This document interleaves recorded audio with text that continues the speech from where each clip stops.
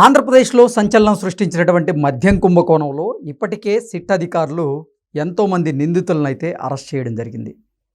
ఇప్పుడు మరో మాజీ మంత్రి అరెస్ట్ కూడా జరిగేటువంటి అవకాశం ఉందని, ఈ ఎక్సైజ్ శాఖ మాజీ మంత్రిగా పనిచేసినటువంటి నారాయణ స్వామి మద్యం కుంభకోణం విషయంలో ఆయన్ని విచారించేందుకు ఈరోజు సిట్ అధికారులు ఆయన ఇంటికి వెళ్ళిన నేపథ్యంలో ఆయన అరెస్ట్ ఖాయం అనేటువంటి ప్రచారం జరుగుతుంది. దీని మీద మనం పూర్తి స్థాయిలో విశ్లేషణ అయితే చేసుకుందాం.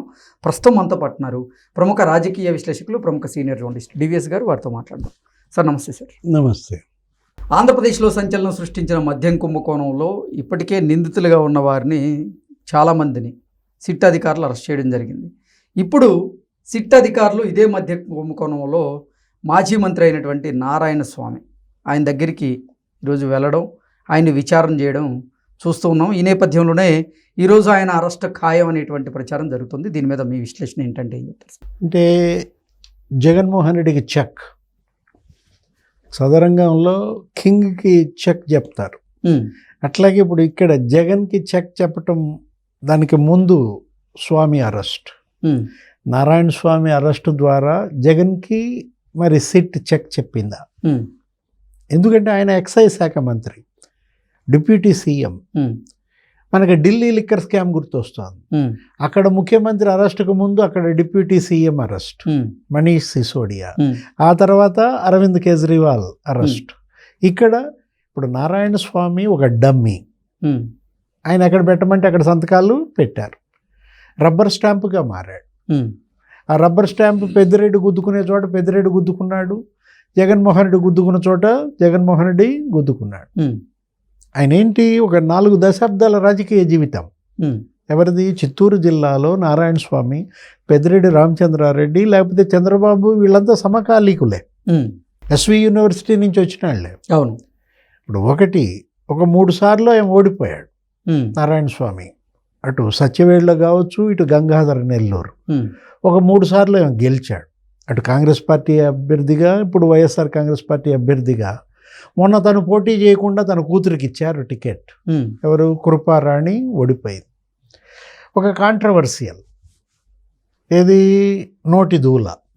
మామూలుగా నా బ్యాచ్లో ఈయన కూడా ఒకడే.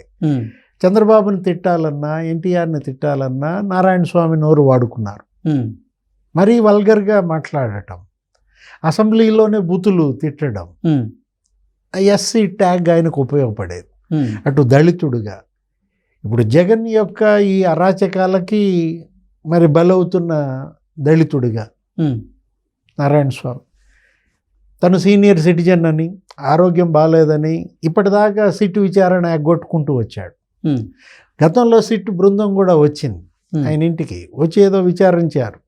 అప్పుడు ఒక ఛానల్కి ఇచ్చిన ఇంటర్వ్యూలో కూడా మాట్లాడుతూ తాను నిజాయితీ పరుడని, అసలు రాజ్ కిషరెడ్డితో అసలు అతను ఎవరో తనకి తెలియదని,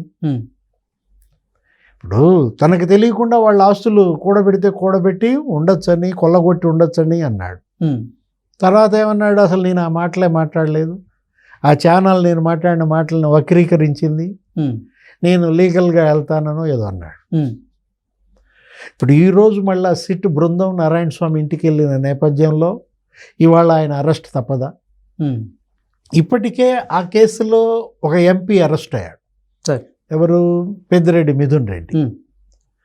అంటే పెద్దిరెడ్డి రామచంద్రారెడ్డి నుంచోమంటే నుంచోవటం, కూర్చోమంటే కూర్చోవటం. అనేక సందర్భాల్లో స్టేజ్ మీదే చూసాం. డిప్యూటీ సీఎం నారాయణ స్వామి ఎక్సైజ్ శాఖ మంత్రిని నుంచోబెట్టేవాళ్ళు, వాళ్ళందరూ కూర్చునేవాళ్ళు. ఇప్పుడు మనం తీసుకున్నట్లయితే అక్కడ చాలా ఇబ్బందులు పడ్డాడు. వైఎస్ఆర్ కాంగ్రెస్ పార్టీలో నారాయణ స్వామి చాలా అవమానాలు పడ్డాడు, కనీస గౌరవానికి నోచుకోలేదు. కాకపోతే ఏది, వాళ్ళు చెప్పమన్నాళ్ళని, వాళ్ళు తిట్టమన్నాళ్ళందరినీ తిట్టాడు, చెప్పిన పనులన్నీ చేశాడు. కానీ అతనికి ఇచ్చిన గౌరవం ఇది చివరికి. ఏది, నారాయణ స్వామి ఇవాళ లిక్కర్ స్కామ్కి బలవుతున్నాడు.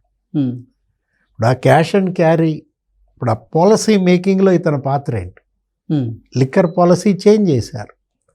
అసలు ఆ రోజు ధనుంజయ రెడ్డి, లేకపోతే విజయసాయి రెడ్డి, సజ్జల శ్రీధర్ రెడ్డి, మిథున్ రెడ్డి, వీళ్ళందరూ కలిసి మరి హైదరాబాద్ జర్నలిస్ట్ కాలనీలో పాలసీ డిస్కషన్ కోసం కూర్చున్నాం అన్నాడు. ఉమ్, విజయసాయిరెడ్డి బయట పెట్టాడు 2 సరే. మీటింగుల గురించి.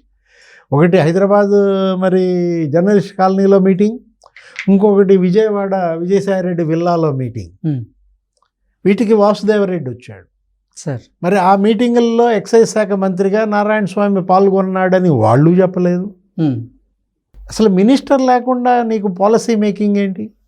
ఉమ్, ఇప్పుడు ఆ నోట్ ఫైల్స్ మీద అతని సంతకాలు ఉన్నాయా లేవా? ఇప్పుడు క్యాష్ అండ్ క్యారీ ఏది ఆ డిజిటల్ ట్రాన్సాక్షన్స్ చేయలేదు. ఉమ్, అమ్మిన 1,00,000 కోట్ల మద్యంలో 99,650 కోట్లు క్యాషే. ఉమ్, దానికి ఈయనేమని సమర్థిస్తాడు? ఇప్పుడు నారాయణ స్వామి అరెస్ట్ జరిగితే ఇంకా జగన్మోహన్ రెడ్డి అరెస్ట్ త్వరలోనే. ఉమ్, ఎందుకంటే 4 రోజుల్లో మేము ఫైనల్ ఛార్జ్ షీట్ వేస్తున్నామని చెప్పింది ఉమ్, సిట్. ఇప్పుడు 4 రోజుల్లో ఫైనల్ ఛార్జ్ షీట్ వేస్తున్నామన్న నేపథ్యంలో బిగ్ బాస్ తలుపు తడతారు ఇవాళ రేపు అన్నారు. సార్. బిగ్ బాస్ తలుపు తట్టే ముందు డిప్యూటీ బాస్ తలుపు తట్టారా?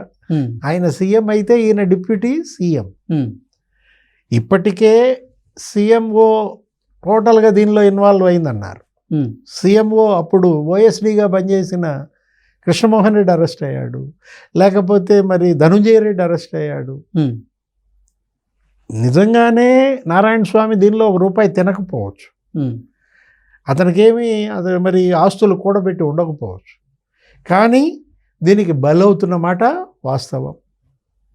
ఏది ఇప్పుడు బలి పశువుగా మారుతున్నాడా? ఉమ్, స్కేప్ గోట్ ఒక రకంగా చెప్పాలంటే నారాయణ స్వామి జగన్మోహన్ రెడ్డికి మరి తనను తాను బలి పశువుగా సమర్పించుకున్నట్టుగా చూడాలి. ఇప్పటికే ఆస్తులన్నీ జప్తు చేశారు. ఉమ్, ఏది నిన్న కూడా మనం చూసాం 30 కోట్ల ఆస్తులు జప్తు. అవును. రాజ్ కసిరెడ్డి ఆయన తల్లి పేరు మీద ఈ 4-5 ఏళ్లలో కొన్న భూములు ఉమ్, మార్కెట్ వాల్యూ మరి దానికి ఇంకా ఇంకో 0 పెట్టుకోవాలి. ఉమ్, 300 కోట్లు అంటారు. అంతే కదా. ఇప్పుడు ఏది అక్కడ మరి హైదరాబాద్ పరిసరాల్లోనే 100 ఎకరాలు కొన్నాడు అన్నారు. ఉమ్, ఇప్పుడు అషాబాద్ మండలంలో వాటిల్లో అటు తన పేరు మీద తన మరి తల్లి పేరు మీద కూతురు పేరు మీద కొన్నాడన్నారు. ఉమ్, ఇప్పుడు అట్లాగే మరి కృష్ణమోహన్ రెడ్డి ఆస్తులు ఉమ్, అతను బాన్స్వాడ్ మండలంలో కొన్నాడన్నారు. ఉమ్, మహేశ్వరం మండలంలో రామచంద్రపురం మండలంలో కొన్నాడన్నారు. ఆయన కోడలు ఎవరో స్నిగ్ధారెడ్డి పేరు మీద, ఉమ్, అతని కొడుకు రోహిత్ రెడ్డి ఏవో ఇన్ఫ్రా కంపెనీలు ఏవో పెట్టాడన్నారు. ఉమ్, అతని జీతం ఎంత, అతని యొక్క పొజిషన్ ఏంటి, ఏ రకంగా ఈ ఆస్తులు కూడబెట్టారు? ఉమ్, ఈ ఆస్తులన్నీ జప్తు చేస్తున్నారు. ఇప్పటికే 125 కోట్ల ఆస్తులు జప్తు అయ్యాయి. ఉమ్, ఏది ఆ బ్యాంకు ఫిక్స్డ్ డిపాజిట్లు కానీ లేకపోతే ఇప్పుడు ఈ భూములు కానీ, ఈ జప్తు చేసినటువంటి భూములతో ఒక నిధి ఏర్పాటు చేయాలి. ఉమ్, ఏంటి ఇప్పుడు మొత్తం ఇప్పటివరకు జరిగిన జప్తు ఇక భవిష్యత్తులో చేసే జప్తు.